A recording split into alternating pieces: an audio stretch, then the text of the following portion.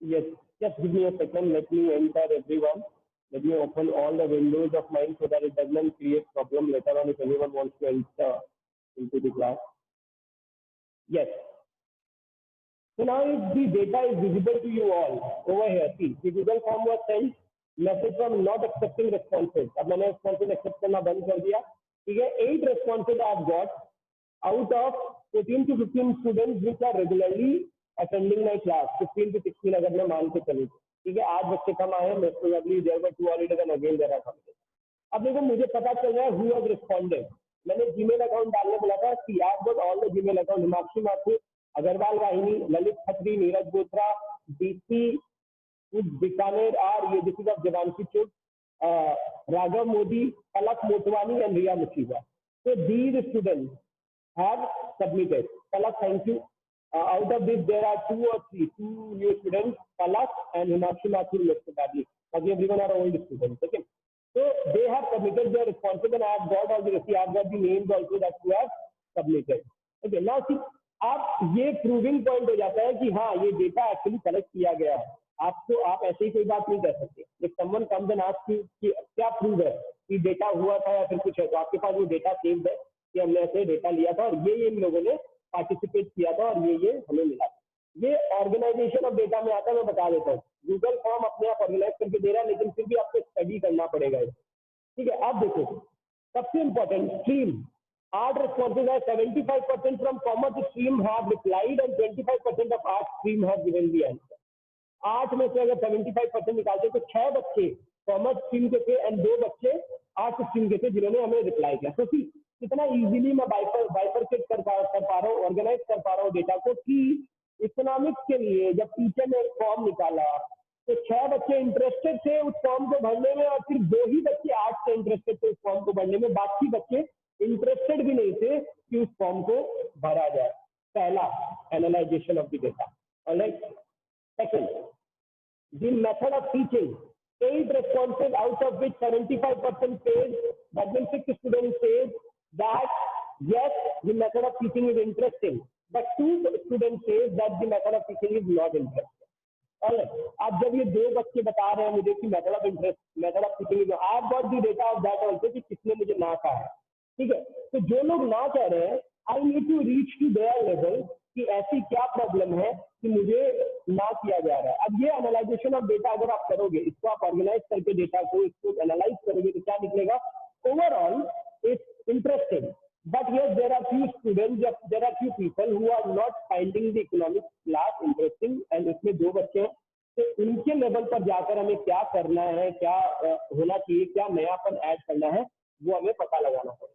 ठीक है. The presentation shown was understandable.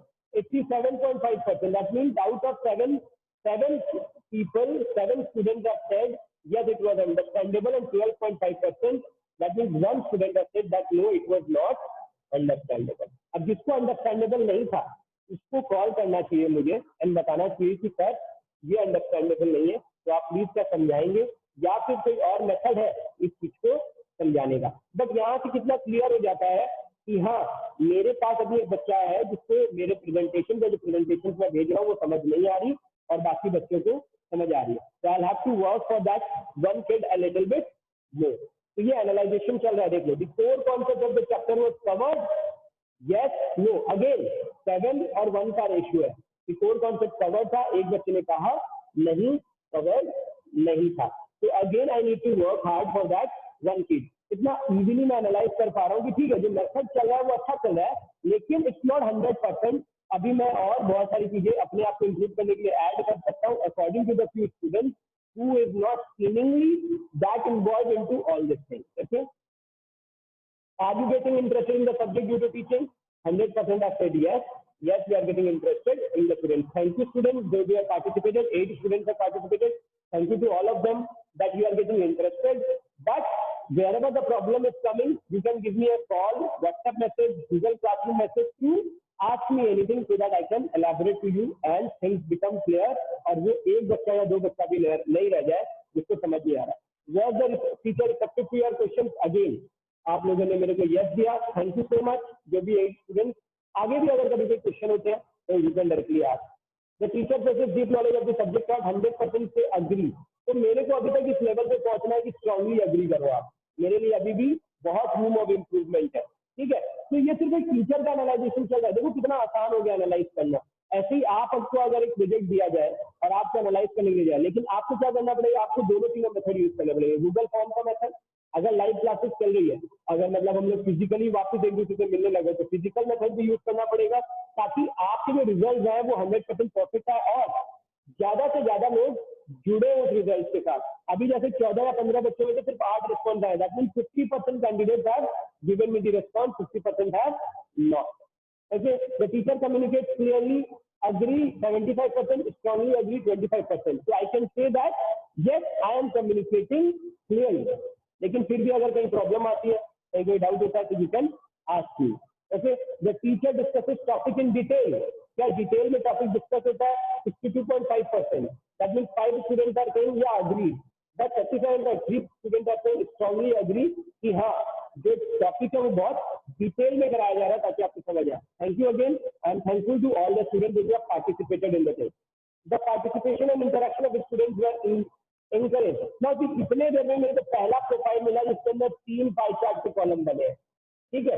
तो ओवर हियर 25% आर न्यूट्रल, ठीक है, that means 2 students are neutral. हाँ ठीक है, इनकरेज किया जाता है और कहीं ना कहीं इनकरेज नहीं भी किया जाता, तो they are not into this, disagree नहीं कर रहे लेकिन न्यूट्रल है इस बात को लेकर, ठीक है। Then there are 3 students who strongly agree to this that yes participations are encouraged, and there are 3 students who agree to this that yes participations are encouraged.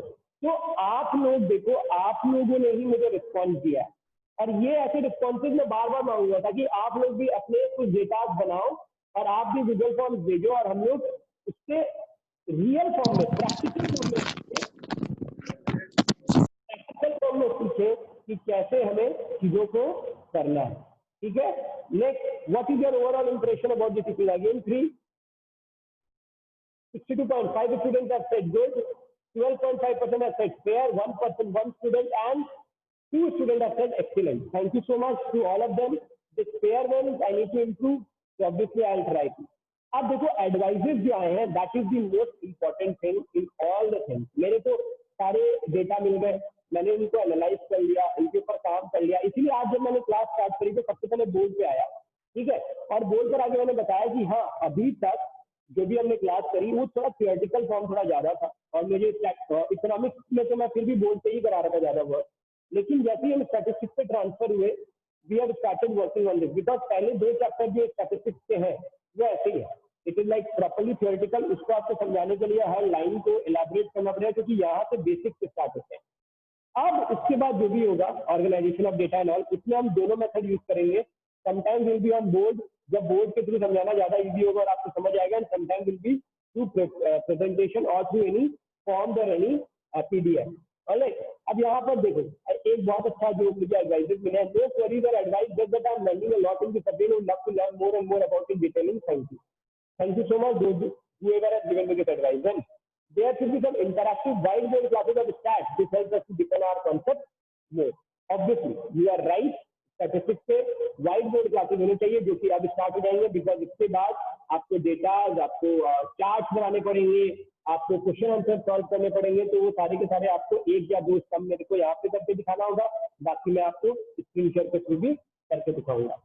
No sir, the teacher will try to make it more interesting. Thank you so much, because of your comment I will try after this कि हम और क्या चीजें add कर सकते हैं, ये चीजें हो जाए कि और इंटरेस्टिंग है। इसलिए मैंने गूगल फॉर्म भी बनाया था अपने साइड से और इंटरेस्टिंग करने के लिए कि एक प्रैक्टिकल कॉन्सेप्ट समझ में आए, ठीक है। अब एक बच्चे ने मुझे बहुत सारी चीजें नीचे भेजी कि there should be some debate class and interaction of students to each other. I am not getting journal in account, group discussion should be there in any extra class in a week, some group project should be there in chapter like survey chapter 1 in statistics. Very good, I will go for it next week only. चलो आपकी बात मैंने मान ली, अगले week ही हम एक extra class रखेंगे कोई ना कोई दिन, एक और टाइम पे जो मैं अटेंड करूंगा, जिसके अंदर हम लोग डिबेट या इंटरेक्शन करवाएंगे। बट शर्त यह है कि आप लोग सब जो इकोनॉमिक्स पढ़ रहे हो उनको रिसर्च करके आना पड़ेगा और आके आपको बात करनी पड़ेगी। मैं ज्यादा बात नहीं करूंगा, आप आपस में बात करोगे और हम लोग देखेंगे किसको कितना आता है और आपस में डिबेट या जीडी या ग्रुप डिस्कशन या अपना प्रोजेक्ट शेयर करोगे, ठीक है। So this was the thing which I got as a result. ठीक है। अब देखो यहाँ पर ना मैं चाहूँ तो हर बच्चे का खोल के इंडिविजुअल चूज कर सकता हूँ कि किसने क्या रिस्पॉन्ड किया मुझे। यहाँ पे मुझे फीडबैक फॉर्म इंडिविजुअल मिल जाएगा ये, ठीक है। तो कोई मुझे नहीं कह सकता कि सर आपने अपने आप बना लिया होगा, आपने ये किया ये, ठीक है। So it was very clear from this that we have collected the data, हमने उसे ऑर्गेनाइज कर लिया क्योंकि गूगल फॉर्म ने हमने हमें करके दे दिया, ठीक है। और उस डेटा के हेल्प से हमें क्या हेल्प मिली, that everything is very clear that how the teaching is going on, okay, and what are the advices which I have got, what are the work which I need to do in my next classes, okay।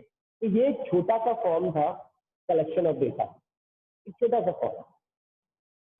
अगर हम लोग कोई project करते हैं school level पे, कि आपको class level पे या स्कूल लेवल पे डेटा कलेक्ट करना, ठीक है। तो हमने जो बहुत सारी चीजें शेयर करी थी, क्वेश्चन किए थे और उसके सवाल जवाब किए थे कि सेंसस मेथड होता है, सैंपल मेथड होता है, तो वो हम डिसाइड करते हैं पहले क्या क्वेश्चनर होगा, वो डिसाइड करते हैं। बिकॉज क्वेश्चनर पे बहुत डिपेंड करता है कि क्लियर रीजन, क्लियर आंसर आ रहे हैं कि नहीं जो आप पूछना चाहते हो, ठीक है।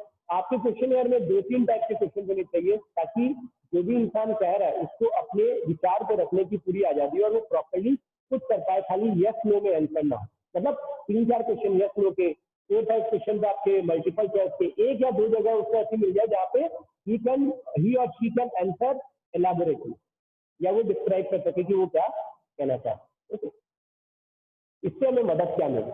ये डेटा जो मैंने यहाँ पे आपको दिखाया, this is the perfect form जिससे आप ये समझ सकते हो कि आपको कैसे ऑर्गेनाइज करना है। अगर आप मैनुअल फॉर्म में डेटा कलेक्ट करते हो तो भी आपको ऐसे ही पाई चार्ट के थ्रू, हिस्टोग्राम्स के थ्रू, ठीक है, इन सब के थ्रू डेटा को मैनेज करना होता है और उसके अकॉर्डिंगली आपको इसको एनालाइज करके इंटरप्रेट करना होता है और वही चीज आपके सामने प्रेजेंट करी जाती है इन द रिपोर्ट, जो भी रिपोर्ट आप देखते हो। आपने शेयर मार्केट की बात सुनी होगी, शेयर मार्केट के अंदर क्या होता है, आपका एक चार्ट चल रहा होता है ऊपर नीचे, ये इस दिन ऊपर गया, ये इस दिन नीचे आया, वो क्या है, वो डेटा है। हर चीज जो आप कर रहे हो वो डेटा पे काम कर रही है। मोबाइल फोन, कौन सी कंपनी कितना बेचती है, कौन प्रॉफिट में जा रही है, कौन लॉस में जा रही है, अगेन डेटा। यूट्यूब पे आप इन्वॉल्व हो, अभी आपने देखा होगा 2-3 चीजें बहुत ट्रेंडिंग है।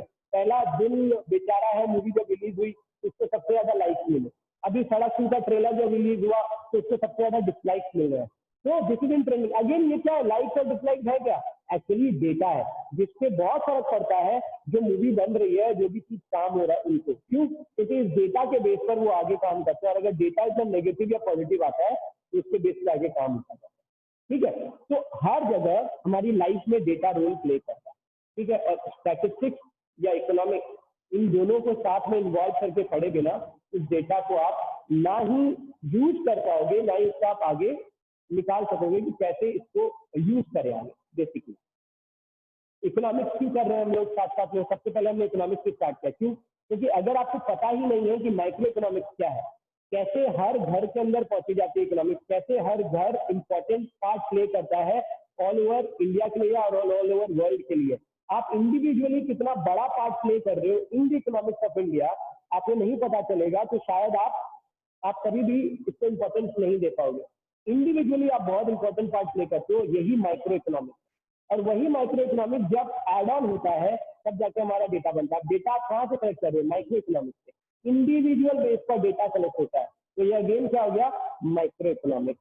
उस इंडिविजुअल बेस का डेटा जब पूरा कलेक्ट हो जाता है तो उसको कंपैरेटिव स्टडी किया जाता है कि इंडिविजुअली इस एरिया में लोगों ने ऐसे आंसर किए हैं, उसके बेस पर एक पूरा स्टडी होता है, तो वो मैक्रो इकोनॉमिक्स हो जाता है। मैक्रो इकोनॉमिक्स जो आप अगले साल पढ़ोगे वो क्या हो जाता है, वो ऑल ओवर इंडिया लेवल या ऑल ओवर वर्ल्ड लेवल जो डेटा आता है या ऑल ओवर सिटी लेवल जो डेटा आता है उसको हम मैक्रो इकोनॉमिक्स कहते हैं। जैसे जीडीपी, जीएनपी, एनएनपी, ये सब जो निकलते हैं हमारे gross domestic product, income source of all over India, ये सब जो निकलता है ये मैक्रो इकोनॉमिक्स में आता है। लेकिन ये बनता कैसे है, माइक्रो इकोनॉमिक्स को एड ऑन करके, ठीक है, बिना उसके तो बनेगा नहीं। तो that's why all these things are interrelated to each other. I believe आपको आज का डेटा देखने के बाद ये क्लियर हो गया। First of all, those students who have not submitted the data on that day even after saying it, आपको करना चाहिए था। इट्स नॉट बाय फार, मतलब बोलते ना कि ये रूल नहीं है कि 100% आप करो ही या आपको कुछ हो जाएगा या हम आपको पनिश करेंगे, ये हम कर नहीं सकते। You are all grown up kids and it's very important कि आप ग्रोन अप किड्स हो गए हो तो आप लोग अपने तरीके से अपनी सोच विचार के अनुसार आंसर करो and I allow all this thing. But आप अगर कर देते ना तो इसका फायदा ये होता है कि मुझे आपके विचार भी पता चलते हैं and I would have come to know that what else should I need to do after this. Okay, now ये नहीं हुआ कोई बात नहीं, आगे और फॉर्म्स आएंगे। मैं अपने आप को सर्वे के अनुसार जज करने की कोशिश करूंगा आप लोगों के थ्रू। आई वुड लव कि आप लोग प्रॉपरली सही मायने में because you all are grown up सही तरीके से मुझे रिजल्ट भी दो, जहाँ पे मुझे क्रिटिकली एडवाइस करना हुआ एडवाइस करो। जैसे मैं आपको क्रिटिकली एडवाइस कर रहा हूँ कि आप क्लासरूम में आ जाओ, आपको जब कोई व्हाट्सएप पे मैसेज भेजता है तो उसको थोड़ा सीरियसली पढ़ो और क्लासरूम में आओ, क्योंकि वहां पर ईजी हो जाता है चीजों को करना थोड़ा। ठीक है, नंबर 1। और इकोनॉमिक्स का क्लास है तो आप कभी भी इकोनॉमिक्स में घुसोगे तो आपको सारी डिटेल्स मिल जाएंगी कि क्या क्या हो रहा है। जरूरी नहीं कि मैं रोज कुछ भेजूँ, लेकिन जब भी भेजूंगा तो वहां पर आपको नया बच्चा आया उसको भी पुरानी चीजें मिल जाएंगी। जैसे कितने सारे नए बच्चे आ रहे हैं उनको भी पुरानी चीजें अवेलेबल हो जाएगी कि अच्छा ये अभी तक पढ़ाई हो गई है और ऐसा ऐसा काम हो गया। ठीक है, और क्या इम्पोर्टेंट है कि अभी why I am saying all this things because today this organisation of data या क्लासिफिकेशन ऑफ डेटा जो भी हम कर रहे हैं ये हर जगह यूज आता है। आपके पर्सनल लाइफ में यूज आ रहा है, आपके यहाँ पर यूज आ रहा है। और कोई भी चैप्टर को रीड स्टार्ट करने से पहले हमें उस चैप्टर का एक इंट्रो क्रिएट करना चाहिए। तो मेरा इंट्रो यही है कि हर वो चीज जो आप अभी करोगे वो आपके डेटाबेस में एंटर हो रहा है। डेटाबेस में मतलब आगे जाके आपके रिज्यूमे का पार्ट बनेगा। मान के चलो अभी आप अगर पार्टिसिपेट करो, जैसे आज मैंने एक ऐसे कॉम्पिटिशन भेजा है 2 दिन पहले भी भेजा था। I don't know how many of you have participated और आज कितने लोग पार्टिसिपेट करके कल तक भेजोगे। वो मेरा एक डेटाबेस है कि मेरे स्कूल के इतने बच्चों ने पार्टिसिपेट किया, उनमें से मैं इतने लोगों को सिलेक्ट कर रहा हूँ और भेज रहा हूँ। ठीक है, आप अगर पार्टिसिपेट करते तो आपके डेटाबेस में आता है कि मैंने इतनी बार पार्टिसिपेट किया था और हर बार जितनी बार मैं पार्टिसिपेट करता हूँ इतना बेटर होता जाता हूँ। Why? Because the more I participate the more I am using my brain and the more I am using my brain the more my brain is becoming better. Brain के साथ में काम होता ही है। आपने जहां यूज करनी बंद कर दी वहां लोहे की तरह जंग लग जाती है इसको, तो बस उतना ही सोचता है, कंफर्ट जोन में रहता है। और जहां आप इसको ज्यादा यूज करते हो, जितना आप नए चीजों की तरफ जाते हो, जितना आप इनोवेटिव मेथड यूज करते हो उतना इनोवेटिव होता जाता है आपका ब्रेन। और ये इकोनॉमिक्स का सबसे इंपॉर्टेंट पार्ट है because economics and statistics doesn't run on the old science, it will always run on the newest thing. आज क्या है वो बताओ, कल के बारे में जान के मैं क्या करूंगा? क्योंकि आज अगर मेरे को जानना है क्या आज से 6 महीने पहले तक जो सिचुएशन थी जो आज है, क्या आज से 6 महीने पहले का डेटा आज हमारे काम आ जाएगा? ऑब्वियसली नहीं आएगा, क्योंकि पिछले 6 महीने में दुनिया पूरी बदल गई।